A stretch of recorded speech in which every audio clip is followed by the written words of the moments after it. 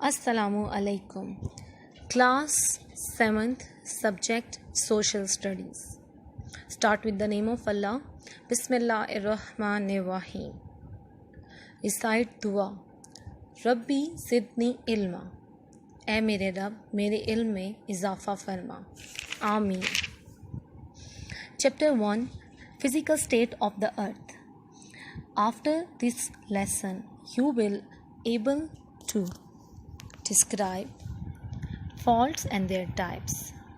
The major plate faults in Pakistan and locate them on a map. Describe the causes of earthquakes, their effects and distribution. Also describe earthquakes of the world and Pakistan. Explain volcanism, types and categories of volcanoes and their distribution.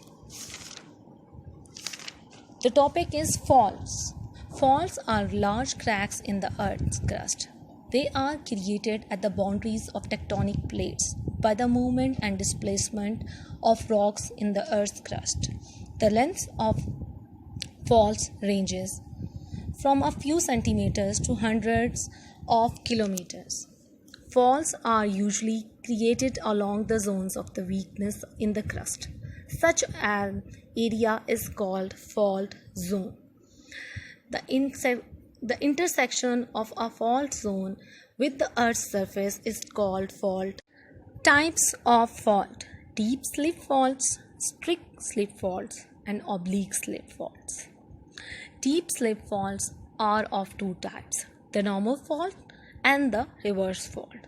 A normal fault is created when rocks in the Earth's crust vertically compress each other. As a result, the moving rock is pushed downwards. A reverse fault is created by the horizontal movement of the Earth's crust. As a result, the part of the crust is pushed upwards. Strict slip fault. A strict slip fault is created when the tectonic plates slightly pass each other horizontally along the fault line. Oblique slip fault. The third type of faults is created where the movement of the crust is slightly vertically or horizontally. After this, normal, reverse and strict slip fault. We will discuss the faults in Pakistan and why is the reason behind earthquakes are very common in Pakistan. Because a fault line splits between the Indian plate and the Eurasian plate, and also the Arabian plate borders Pakistan in southwest. Due to these earthquakes are very common in this region. Pakistan is located at the tectonically active zone. The three plates are convergent. That means the movement towards each other after collide. After this, we will discuss about earthquakes. Generally, an earthquake is movement of the Earth's surface ranges of a faint tremor or a wild jerk. This movement is enough to shake the Earth's surface. It can be defined as a form of energy of wave motion transmitted through the surface of the Earth. This energy release takes the form of waves called seismic waves. An earthquake may originate deep inside the crust, at or near the Earth's surface, or even in the upper mantle. The place of origin of an earthquake inside the crust is called focus of the earthquake. The point directly above the focus on the Earth's surface is known as epicenter. Causes of an earthquake. Most of the earthquakes are caused by an elastic stain produced in the rock masses inside the crust. This phenomena is defined by an American geologist.